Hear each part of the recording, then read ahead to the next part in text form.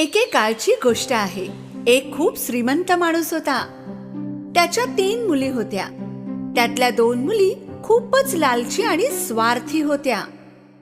पण त्याच्या 3ऱ्या मुलीच्या मनात मात्र भरपूर प्रेम आणि आदर होता. एक दिवस वडिलांना कळले की त्यांची काही जहाजे वादळामुळे समुद्रात बुडाली आहेत. त्या बिचाऱ्यांचे सगळेच काही संपून गेले जसे. शिवाय ज्या घरात ती लोक राहत होती, दोघी लालची बहिणी या प्रकरणामुळे खूपच त्रासल्या होत्या. त्या संपूर्ण दिवस नुसत्या बसल्या बसल्या बरं वाईट बोलत होत्या. घराची सगळी कामं ब्युटीच करत होती. काही काळानंतर वडिलांना कळलं की त्यांचं एक जहाज समुद्र काठी पोहोचले आहे. ते तेथे जायची तयारी करू लागले. जायच्या आधी त्यांनी त्यांच्या मुलींना विचारलं, तुम्हा तिघींसाठी काय घेऊन येऊ? कपडे, चप्पल, हार आणि ब्रेसलेट्स. आणि तुझ्यासाठी ब्युटी, सांग काय हवंय तुला? फक्त एक गुलाबाचं फूल डॅडी. वडील एक लांब अंतर गाठून त्या जहाजाकडे पोहोचले. त्या जहाजात कोणतंही सामानही नव्हतं आणि ते जहाज काही कामाचंही राहिलं नव्हतं. मायूस आणि हताश होऊन वडील घरी परतू लागले. अंधार होता होता ते एका जंगलात पोहोचले. तिथे पूर्ण शांतता होती आणि गारवा सुद्धा. बर्फ पडत होता. काही तास ते असेच चालत होते बर्फांवर.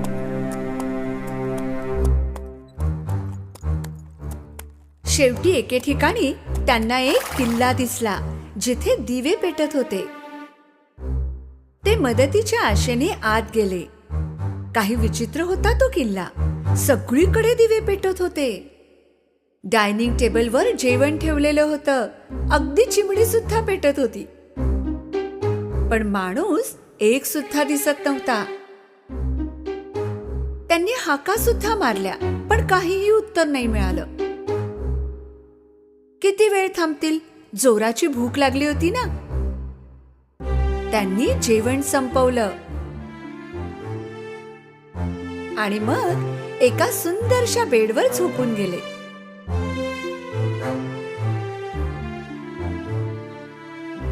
ते जेव्हा सकाळी उठले, त्यांना घालण्यासाठी कपडे तयार मिळाले. ते खाली उतरले. त्यांच्यासाठी शानदार ब्रेकफास्ट तयार ठेवला होता. हा नक्कीच एखाद्या परीचा राजवाडा असणार. नाहीतर उगीच कोणी कोणाची मदत करतं का? ती भेटली तर नक्की आभार मानेन. किल्ल्यातून बाहेर येताना त्यांना बागेत गुलाबाचे फूल आढळले. त्यांना वाटले, मी आपल्या 2 मुलींसाठी तर काहीही घेऊन जात नाही. कमीत कमी ब्युटीसाठी तरी काही घेऊन जातो.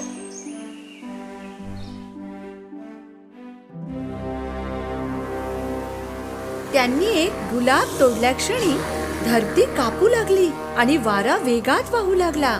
झाडांच्या आडून एक राक्षसासारखा दिसणारा बीस्ट बाहेर आला. वडील त्या बीस्टला पाहून फारच घाबरले.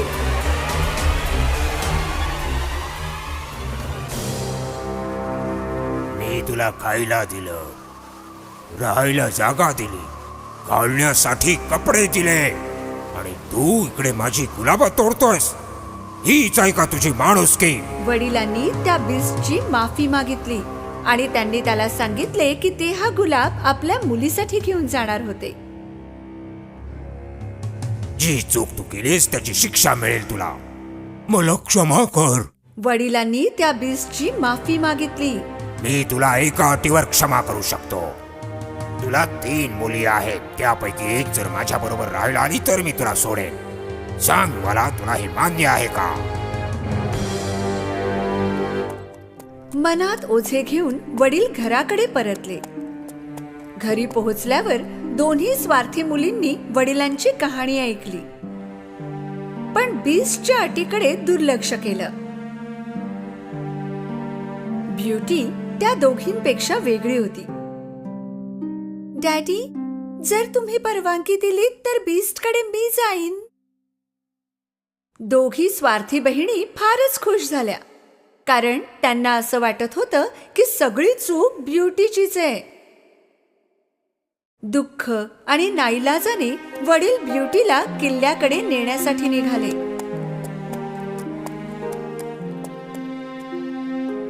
पोहोचल्यावर पाहिलं की सगळं पहिल्यासारखंच दिसत होतं. टेबलावर जेवण होतं आणि एकही मनुष्य अवतीभोवती नव्हता. त्या दोघांनी जेवायला सुरुवात केली इतक्यात बीस्ट तेथे पोहोचला. त्याला पाहता क्षणीच ब्युटीची तब्येत खराब होऊ लागली, कारण बीस्ट तितकाच भयानक दिसत होता जितका तिच्या वडिलांनी त्याचं वर्णन केलं होतं. बीस्टने नम्रतेने विचारलं, तू तुझ्या इच्छेने इथे आली आहेस का? हो. मग उद्या सकाळी तुझे वडील इथून निघून जातील आणि पुन्हा इथे कधीही येणार नाहीत. ब्युटी दुसऱ्या दिवशी सकाळी जागी झाली तेव्हा तिचे वडील तेथून निघून गेले होते आणि शानदार ब्रेकफास्ट तिची वाट पाहत होता. ती काही काळ गार्डन मध्ये फिरत होती. गुलाब पाहता क्षणी ती दुःखी झाली. मग तिने किल्ल्याच्या आत प्रवेश केला. एक दरवाजा गुलाबांनी भरलेला होता. तिला काहीच कळलं नाही.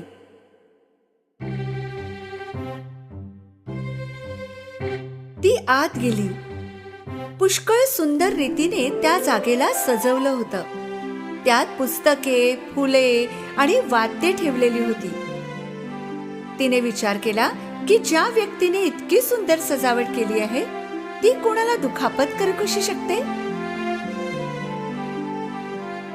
मग तिने एक पुस्तक उचलले. त्या पुस्तकावर सोनेरी अक्षरांनी लिहिलं होतं, साहिबा, तुझी इच्छा माझ्यासाठी हुकूम आहे. मी माझ्या वडिलांना पाहू शकले असते तर. ज्या क्षणी ब्युटी हे म्हणाली त्या क्षणी आरशात तिचे वडील तिला दिसले.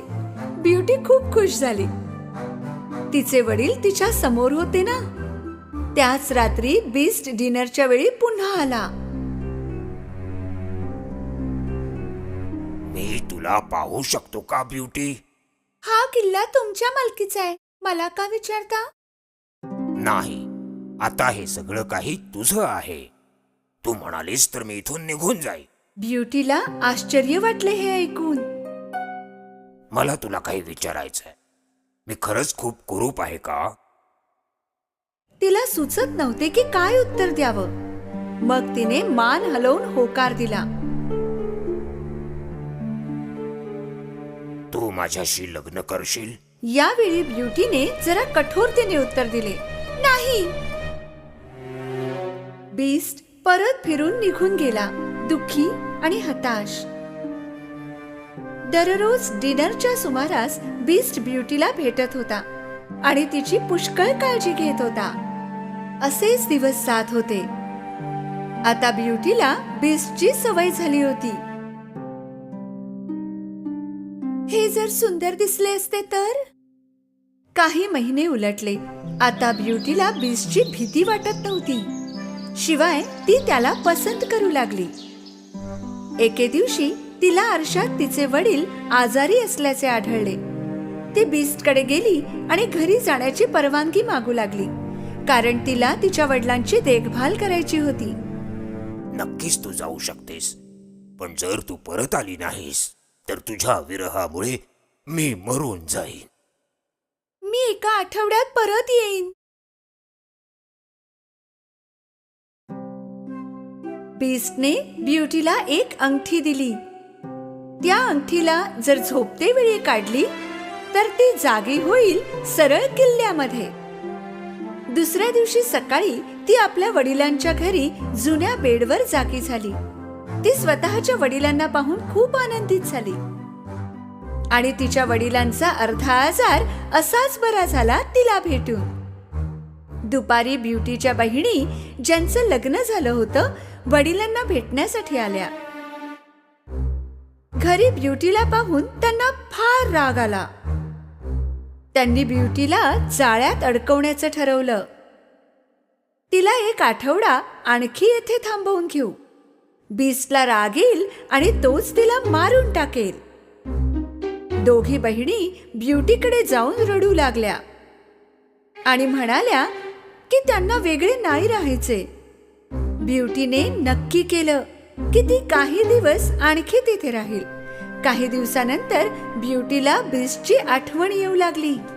एके रात्री तिला स्वप्न पडलं की बीस्ट गार्डन मध्ये गलित गात्र होऊन पडलाय.